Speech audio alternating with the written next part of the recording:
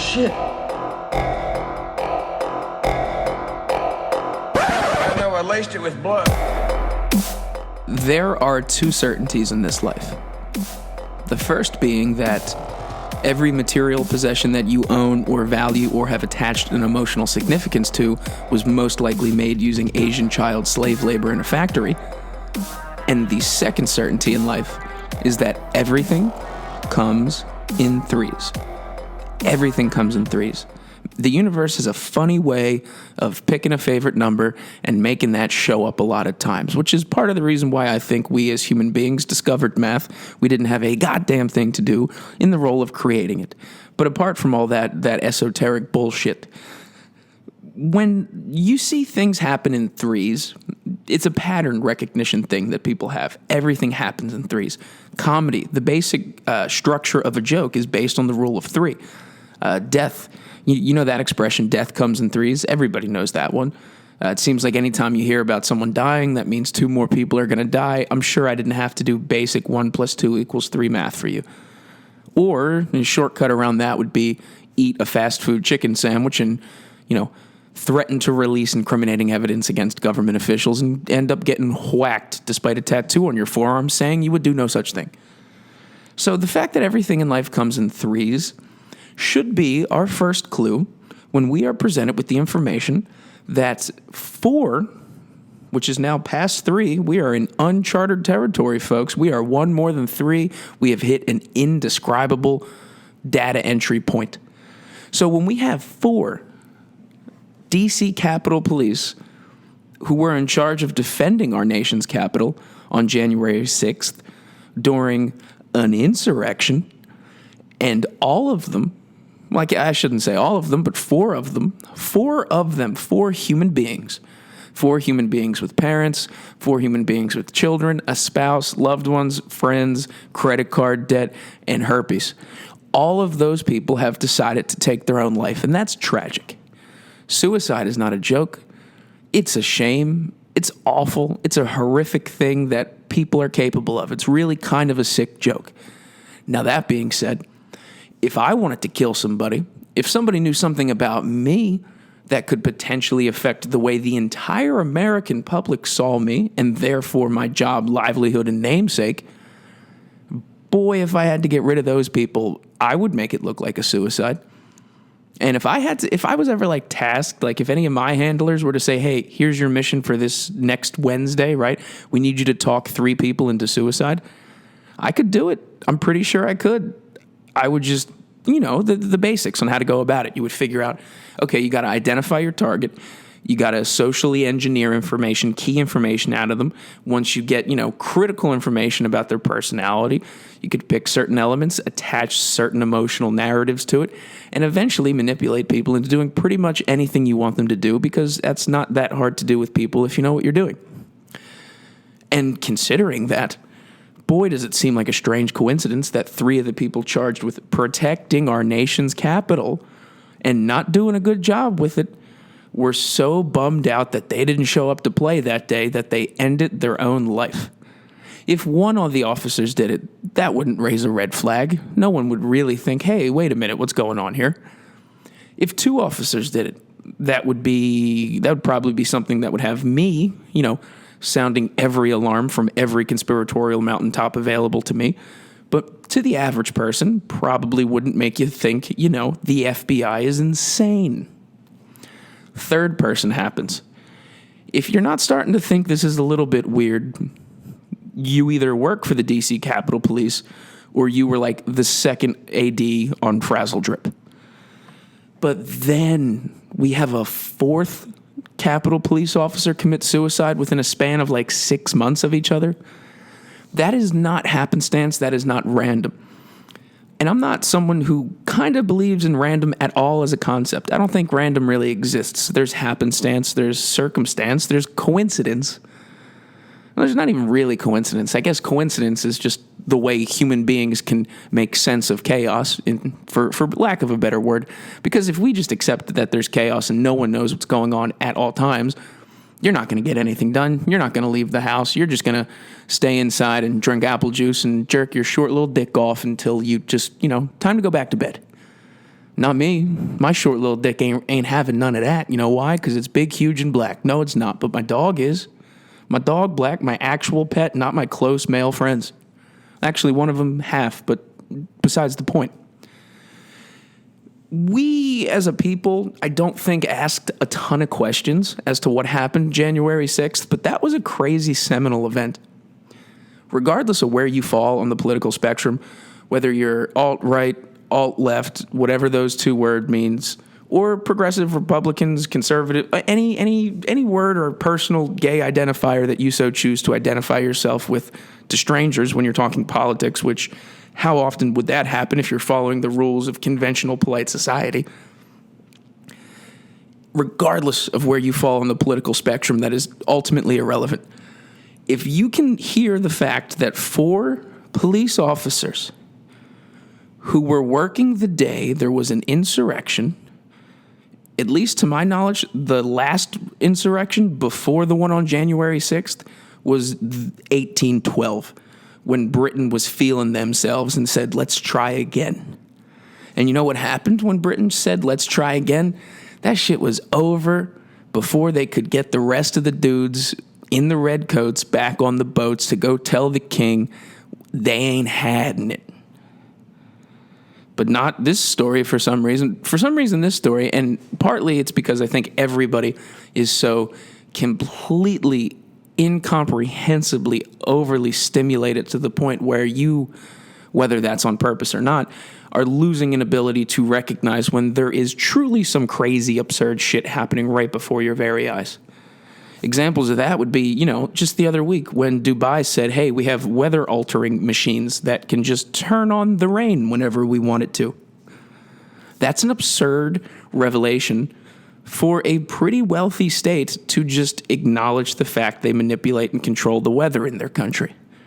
But there's so many crazy things happening at such an increasingly exponentially frequent rate that your brain, the human brain, is having a hard time keeping up with the levels of absurdity. And that's hard because half of the absurd shit you're hearing about either didn't happen or is strategically designed to be disinformation, or just, they took that little drag slider of absurdity and cranked that shit all the way up to 100, and now you can't even tell what's real and what's not. There was once a time when this entire country could not believe or wrap their heads around the fact that Michael Jackson's doctor might have killed him. And then that guy went to court, and the judge ruled him guilty of administering lethal doses of the medicine that killed Michael Jackson. I don't know what it's called. I think it starts with a P. Does it matter? I don't think so. But get your back up off the wall. Okay, anyway. That was a crazy story. That was 2009. Think about the last time you thought of that. It was probably over 10 years ago, and when you first heard it, that was probably one of the craziest things that you've ever heard casual, normal people just mention. Hey, did you hear, the King of Pop's doctor killed him every night until one time it took, and then he just didn't wake up? That's insane. That's bananas. Fast forward to now, 2021. Wow, where would we even begin? I mean, we had 2010 was fine. Obama years were chilling for the most part. Granted, he didn't really stop with the drones, and Edward Snowden can't come home to see his family, but generally speaking, everything was, par for the course. And then all of a sudden, we had a reality TV star become arguably the most charismatic president of all time. Whether you like him or not, charismatic as hell, completely objectively just more fun. If you're being honest with yourself, there's nothing fun about watching Joe Biden be president. It's kind of fun to watch the weekly escapades of his son Hunter as he, sniffs Chinese cocaine and makes abstract art that he sells to oil tycoons just so they could get a meeting with his father. That's that old school nepotism, blue blood shit. That's just not fun anymore. That's feudalism. We don't want that. We're Americans in 2021. If we're going to shake it up and get absurd, make a TV star president. Let China weaponize all farm animals until they become biological weapons. Stop complaining about TikTok and just let's pretend we sold it to a company in Utah. Meanwhile, China is continuing to harvest your data. And I know I harp on China a lot, and I don't want anyone listening who happens to be Chinese, which, quick interruption on that, if you are listening and you happen to be in mainland China, kudos, pursue a career in technology. I do not know how you found this. But secondly, I don't hate anybody, and I know that's something that people who hate a lot of people usually start off by saying, but I don't hate Chinese people. I did Taekwondo for most of my childhood, and I know that's Korean, and I might have just collapsed my own point on top of myself. But welcome to the Colin Coyle podcast. Anyway, ni hao shay shay. So China is our enemy, and I don't see that changing for the foreseeable future. And if you do, you're wrong. And if you do and you're elected official in the U.S. government, you're lying, because that's just not how this shit works. Americans are probably the most hyper-individualized group of citizens within a country in the earth or whatever. Literally, they're direct counter-opposites. The antithesis of Americanism is Chinese society. Literally, the essence of the way you think as a person in mainland China is how you can benefit the group, how you can benefit your family, how you can benefit the country, how you can benefit the party. You know what I'm saying? The party. How you could, because in China, they think 100 years ahead. In America, we make our decisions based on what old fuck is currently the president for the next 36 months or whatever, or however long that happens for. In China, when they have meetings, they get together with a few initiatives, and they say, this is going to take 75 years before it's completed. My grandchild will be wearing one of those high-end future fashion Chinese things that have like the man fanny pack over the chest where you look like a gay Indiana Jones. It's going to be something that looks like that. It's going to essentially be, Big Time Rush is going to be running. Is Big Time Rush the K-pop band? Or was that like a Nickelodeon boys band? Maybe I'm thinking of the Naked Brothers band, who are definitely not Chinese. We're getting off course here. Point is, countries need to have enemies to exist. If you didn't, probably wouldn't be any countries, and we would all just be one country. And the last time we were all tried to unite under one country, it did not end well, biblically speaking. So China, they're going to be our enemy. And I know everyone who seems really smart and cool and hip and in the know and not a Nazi publicly would like to tell you that our primary enemy is Russia. And granted, sure, they are. They're on the list. Russia is in no way, shape, or form even remotely technologically, strategically, financially, emotionally capable of honestly kissing America's feet. Let's be honest with it, right? Putin's kind of intimidating. It looks like you got a good, hard ass running the country now. But what are you going to do? You're going to throw snowballs at us until we decide it's time to end the Cold War and go hot? What are you going to do, Russia? You're going to send all of your mean old folks to our country and make them sign up at gym memberships and then bitch that the gym doesn't have a pool? You don't have pool? Why I spend $9 a month here if I do not have pool? Your people are rude. Your president kills people and poisons them. And the greatest artistic achievement that you've put into the world post, some sad Russian playwrights from the fucking 30s and 40s, I don't know, something like A Doll's House or whatever. The greatest artistic contribution that the country of Russia has given us in the last decade or so would be the band called Pussy Riot. Now, Pussy is a riot, is great. But should it be the name of a band of dissidents within communist Russia? I would argue you're just asking for it. I would argue that's a textbook case of you trying to do too much. And where did it get you? Have you listened to Pussy Riot's new EP? I can answer that for you. They haven't. Because they don't have recording studios in the motherfucking gulag. So have fun being free in a communist country. So we really don't have to worry about Russia. And I know everyone says like Russia is something we have to worry about. They just hacked our pipelines. They just had a tape where someone pissed on our president or whatever. Now, yeah, our pipelines were hacked. Do we know for a fact it was Russia? No. Is it easy to blame Russia? Yeah. But just think for a minute, if you were to Imagine that the hack that happened to our gas pipelines a couple months ago. Imagine if we put out the narrative that China was behind that. Think about how dramatically different the world would be right now. One difference in which, if we were to blame China for the gas pipeline hacks instead of Russia, a major difference would be the entire world's population would have about 1 billion less people. Because that would be inciting a war of epic proportions. That would be a war between the country that buys the most guns and weapons and just general stuff against the country that makes most general stuff. And, of course, guns and weapons and communism. But it's a party over there. So that leads me to something I came across this week in which I felt awfully validated. And I have a pretty low threshold for feeling validated in my own belief system, which can be a good or a bad thing. But get a load of this.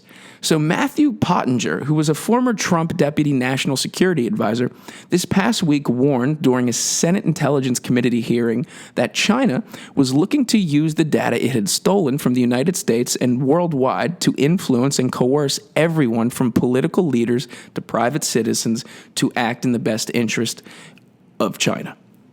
Now, that sounds crazy. That sounds scary. That sounds like, that sounds dystopian. That sounds Orwellian. That sounds any other and then you know how people like to add IAN to the end of words, or really cucky dudes like to add ESQ at the end of words and think they're really Kafka-esque when they can in fact go fuck themselves-esque. But this dude, Matt Pottinger, he's letting literally the Senate Intelligence Committee be privy to the fact that China has stolen enough information on every citizen in the United States that they, if they so choose, could decide to assemble dossiers on people and essentially coerce them into doing anything they want. Now, hypothetically, I'm not saying this happened. I'm not saying it had anything to do with any research professors from Harvard or MIT who might have accepted money through EcoHealth Alliance or Jeffrey Epstein's shell funds. I'm not saying what I'm about to hypothetically explain to you is based in fact whatsoever. But let's just say China does have all of this wealth of information on every American citizen. Well, if China's trying to get a leg up on us, if they're trying to essentially start a Cold War in which the citizens are the ones most affected, but we're not going to have a traditional battlefront, well, a good way to do that would be a bioweapon, right? Because that's something you can't see. It's harder to detect. It then has a natural window where there will not be a vaccine because you have to just let a certain amount of time happen before enough smart people can figure out what the fuck needs to go in a vaccine. So that would be a way to start it, right? So let's just say you picked the bioweapon thing, and that's how we're going to go about our shit. Well, the next step would be to find certain people within, little ecosystems within the American social structure that would have access or influence to public health officials, to pharmaceutical companies, to research institutes at places like, say, Harvard or MIT. And then taking things a step further, maybe one dude at Harvard who's incredibly perceptive when it comes to molecular biology is cheating on his wife. Or maybe he's trans after dark on Thursdays. Maybe he has some weird secret. Maybe he keeps a pet capuchin monkey at his office on staff at faculty lounges. I tripped over a lot of those words there, but it felt funny just because I wanted to say capuchin monkey. And also in China, they eat monkeys. That's a fact for you. And I learned that in high school. So if you have an issue with that, take it up with secular charter schools. So if you're China and you're like, all right, we're going to go poison, we're going to pick and identify a few people that we really need to turn and flip, we got everything. It's done. It's over. And now we just got to let enough time happen where all of these pieces could slowly come together.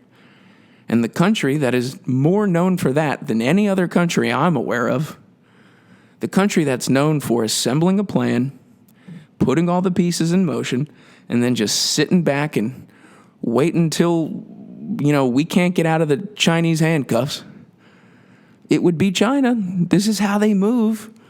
And now we got a guy who was a former deputy national security advisor to the motherfucking president, letting everybody know that China could assemble dossiers on everyone in our country, everyone in America. It doesn't matter if you're in the government. It doesn't matter what you do for a living. It doesn't matter if you're a senior citizen. It doesn't matter if you are a 3-year-old who is about to be diagnosed with autism. Both of those people, at the whim of the People's Republic of China, could just have their entire social lives destroyed, disintegrated, and essentially be canceled from our society itself. Now, you might be thinking, like, how would China get all of this information? How are they stealing it? It has to do with, yeah, that is a tricky question, right?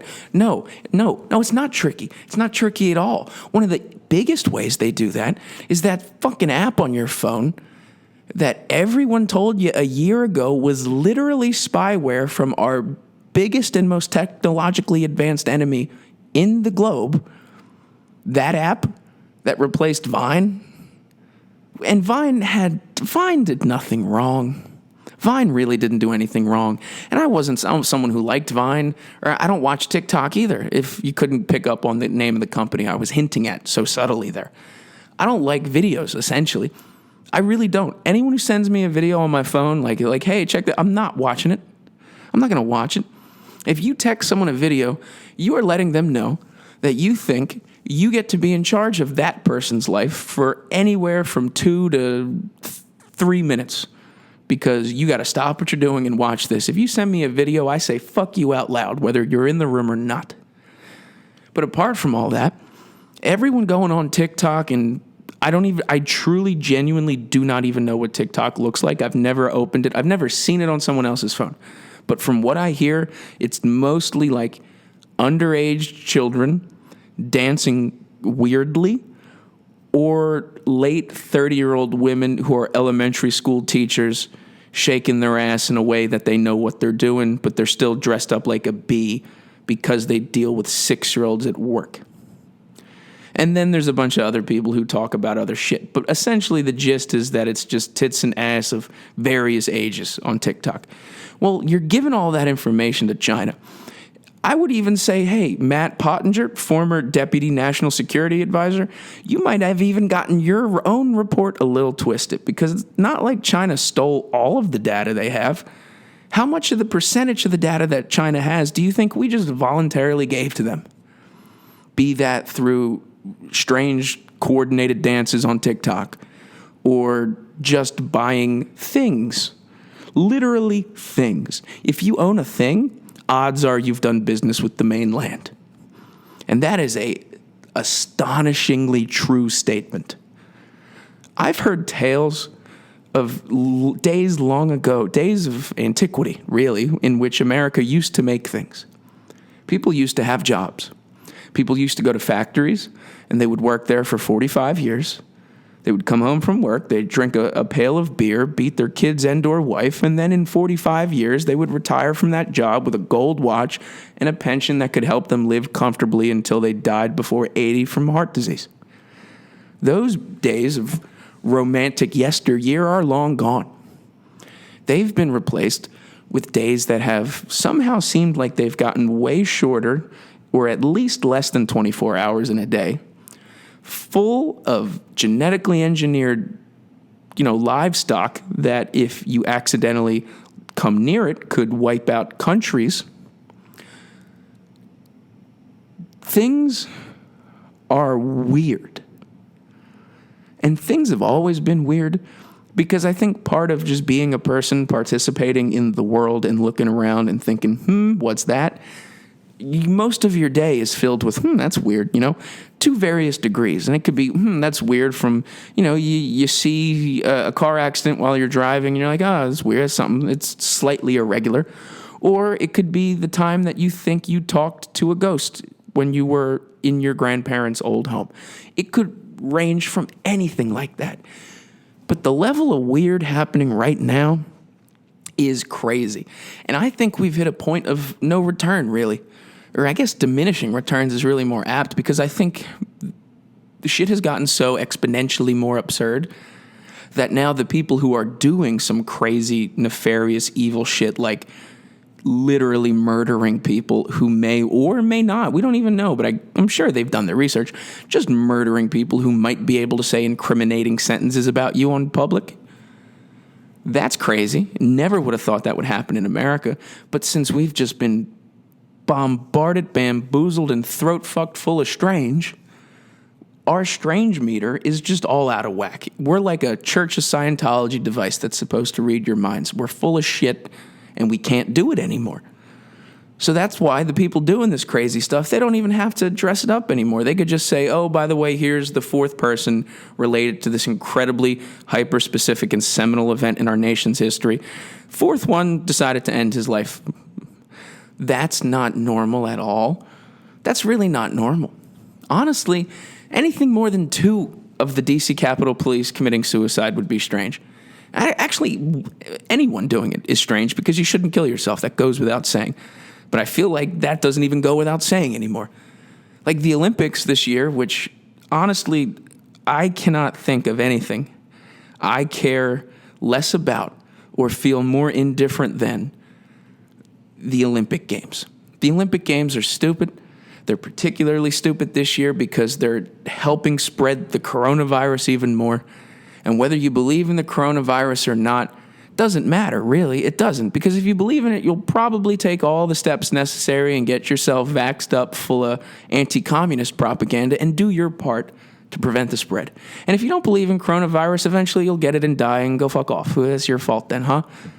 Kind of like, you remember when coronavirus first started happening and there was a hydrochloroquine was originally being championed as like this miracle drug, but the only way people on a commercial scale, not a commercial scale, on a consumer scale could get access to it would be at like the stuff that people sell to clean fish tanks. And then some dude went to PetSmart, bought a fish tank cleaner solution or whatever, and then thinking it would prevent coronavirus from, taking over his molecular structure, drank the aquarium cleaner solution and died. And I don't feel bad for that guy. I really don't. I still don't. This was over a year ago. I still think about that guy, and every time I do, I come to the conclusion I don't feel bad about it. Is it a shame? Sure. But a lot of things are a shame that I don't feel bad about. It's a shame the Phillies lost the other night. I don't feel bad about it. It doesn't affect my day. It's a shame that guy's dead. I don't feel bad about it because you drank aquarium cleaner. And if you think like, that doesn't sound real, look up the story. And if you want me to take it a step further, remember a few months ago when every middle American suburban teenager was drinking laundry detergent? Weird, strange. Or how about the fact the cyber attack that affected our pipelines here a couple months ago that we tried to blame on Russia? It was called the Solar Winds attack, which sounds phonetically pretty similar to Stellar Winds.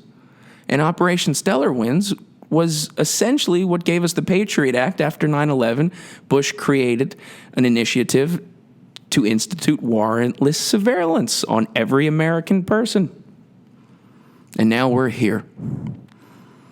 A few of us are still kind of recognizing what's weird, what's absurd.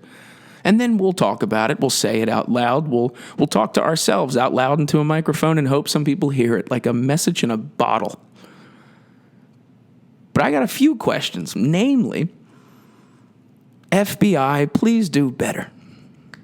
And if you hear the words FBI and you think, oh, the G-men, oh, just reverence, you're a nerd, first and foremost, because if you're someone who has inherent reverence for someone based on their badge or the clothes they're wearing, essentially just the organization itself and not the person first, fuck you, because that's lazy, and you're kind of a cuck. Regardless of how you feel, no matter how masculine that shit is, a uniform does not make me impressed by you. I don't care if you're dressed like the rightful king of Thebes or a Marine. I'd like to talk to you first before I make a judgment call. I don't think that's too crazy to ask. I really don't. I don't think that's a wild thing to need from people. So if you hear the FBI and you're like, well, they're the good guys. They're the feds. They're the people that care and they handle the bad shit like bombs and terrorism and domestic terrorism and more terrorism. Well, the FBI, they have an awfully long history of infiltrating social groups and essentially manipulating people and therefore events to fit narratives and essentially create problems that will ensure that they receive the same level of funding or more in the next budget proposal. Because that's what most of this is, and that's a little anticlimactic. It's fun, and it's potentially possible. I don't want to rule it out, but it's fun to think that the FBI is full of, satanic occult witches and warlocks. And I'm sure they are to an extent. I'm sure as fuck that the FBI or the CIA has a occult witches and warlock division. Because, of course, they're the CIA or the FBI. But at the same time, do your research, do a little homework. Don't just think because everyone in the FBI in your mind still dresses like a G-man in the 50s in the long trench coat that they're all just good, honest American men who are just serving the people and the country and their government. They are not. A lot of those dudes would probably put on blackface, get a fake Jerry curl, and go join the Black Panthers just to instigate some riots and then have more white people hate black people and create purposely divisive lines amongst people who are already citizens of the same country. Now, why would people do that in the FBI? Well, like I said, most of this comes down to they want their money. They need their budget because people need to justify their existence. And if you're somebody who works for the FBI needs to be doing something worthy of getting money so they can operate. And it's not like people privately donate to the FBI, unless, of course, you're a billionaire accused of some most likely sexual crimes. But the way to do that as the FBI is to make sure that there are enough problems happening in the world that warrant calling the FBI. And if you don't believe me, think real hard for a second about the term domestic terrorism. Think about the last time you heard the term domestic terrorism. It was probably not that long ago. Remember about 6 weeks ago when Facebook and Twitter started rolling out these updates to each of their platforms in which there'd be like these warnings on certain articles or content or tweets or posts about potentially extremist points of view. Are you or your friends worried about a family member becoming extremists online or blah, blah, blah, blah, blah? It seems like all of a sudden there was this narrative put out there in which we're just redefining, first and foremost, grammatically what the fuck terrorism means, because terrorism literally means an act of chaos, violence, or anything instigative done in the name of a political motive, in the political nature.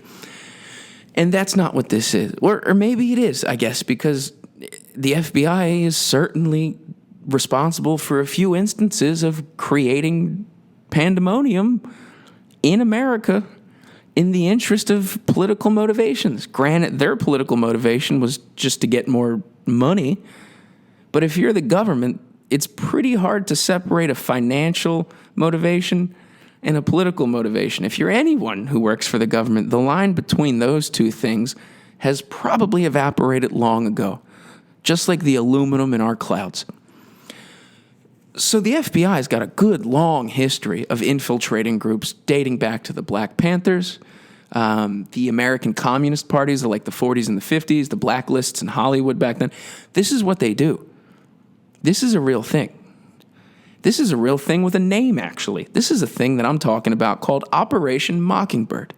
Boo Radley.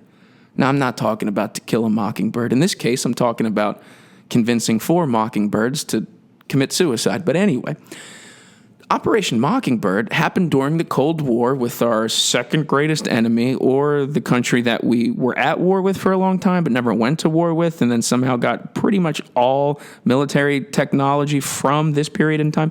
Apart from all that information, Operation Mockingbird was the first time that the FBI and other intelligence committees purposely created, devised, and enacted an initiative to control narratives about news and government events or foreign policy decisions, anything news-related within the media itself. So that would be the first time they started having assets at, as news anchors, or they would have journalists who would be always pro-FBI or always anti-Venezuela or whatever the fuck was going on when Gary Webb got shot in the head, but he also committed suicide anyway. So this is what they do. And there is literally a blueprint available for how they do it on FBI.gov. FBI.gov. If you go to FBI.gov, you can find the entire plan in which the FBI will infiltrate social groups with agent provocateurs, cause some chaos, create a problem that they need to have just in order to justify their existence so they could all have a 2% budget increase next year when Congress meets, when they get back from their 7-month recess. How slow do you have to be in school to have a month-long recess? Recess 15 minutes. If you've taken longer than a 15-minute recess, you are stupid. You're either a congressman or you got extra help on tests in elementary school. Or there's probably a lot of overlap there between those people. I used to think I wanted to go into politics just because I knew I was kind of relatively smart, but I could never truly identify or define my skill set. But I came to this conclusion a while ago that pretty much all actors, entertainers, singers, artists, these are all people who want to be artists and have talent. Politicians, however, are people who want to be artists but do not have talent. Politicians are people who want to be actors who cannot act. Because what do? Really, truly, what do? They have to read the 100-page long bills that look like things no one would ever sit down and read. But that's it. Your hardest part of your job is you got to read a single-spaced long book every 5 months before your 4-month break. Come on, bro. Maybe that's why we get so much increasingly strange and absurd shit getting thrown at us nowadays, because we're not really even keeping an eye on the set of standards necessary to put people in power there. And it's not like anyone we get or anyone we elect or anyone who ends up in some type of government official role, it's not like they had this plan since birth where they were just going to evil and just insidiously infiltrate a system or an organization and really corrupt it from the ground up. No, that's not how this works. People don't think that far in advance unless they're China. Most people are pretty much good. I choose to think that. You can choose not to, but that would be a sad life. I think most people are good. But then if you join something like the government in any way, shape, or form, you're going to be corrupted because there are inherently negative forces or occupational hazards that come with a job filled with people who want to be actors who cannot act. I do not respect actors at all. Daniel Day-Lewis, probably the greatest actor alive right now. Philip Seymour Hoffman, I was a really big fan of, and then he's dead. The greatest actors you could think of are still pretty much useless fucking idiots. What use does your acting ability have in American society?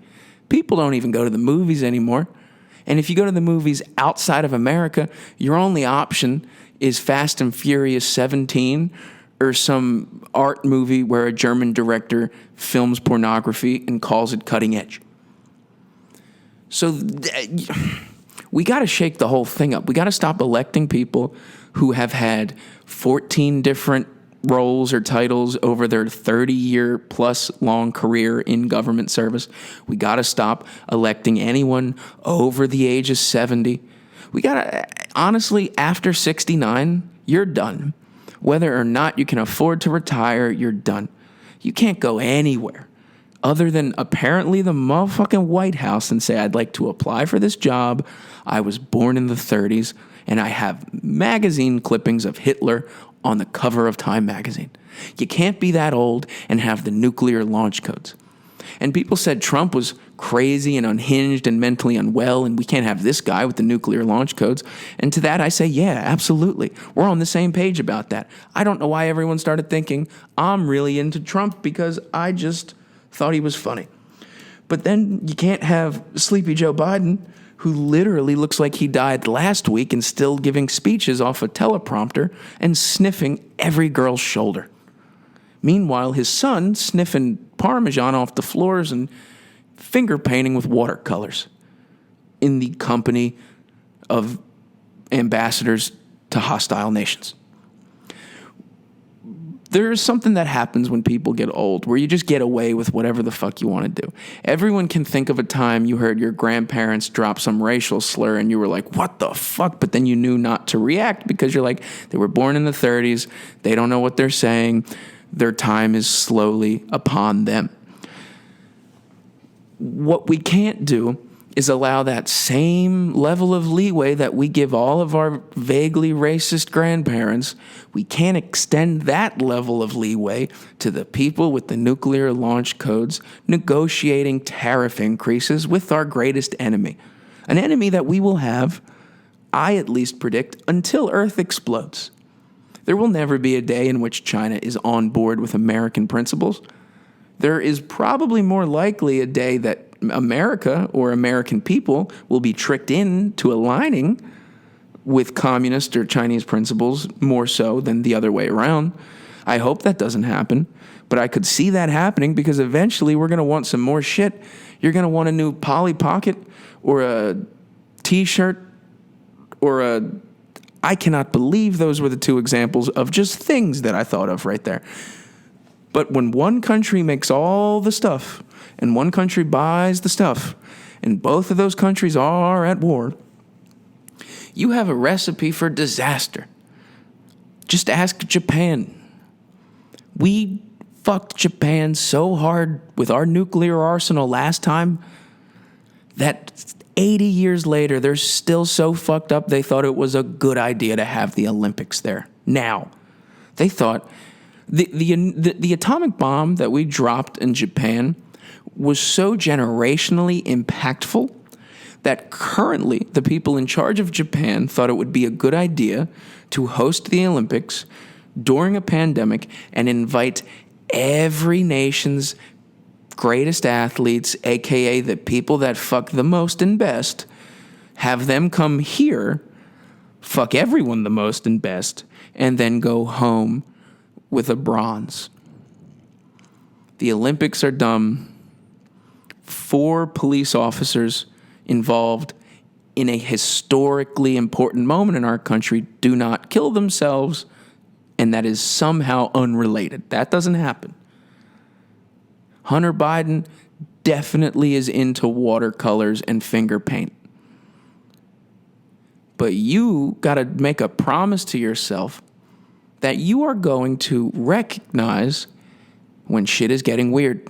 Because if you do not recognize when shit is getting weird, the next time you happen to all of a sudden check back in and pay attention to the conversations happening around you, the next time you decide to take out your AirPods and stop listening to Tucker Carlson or just, watching WWE or keeping up with the Kardashians, the next time that you decide to rejoin all of us in the society that's actually happening, if you're not careful, the next time you check back in, everyone is going to be speaking a language you don't recognize.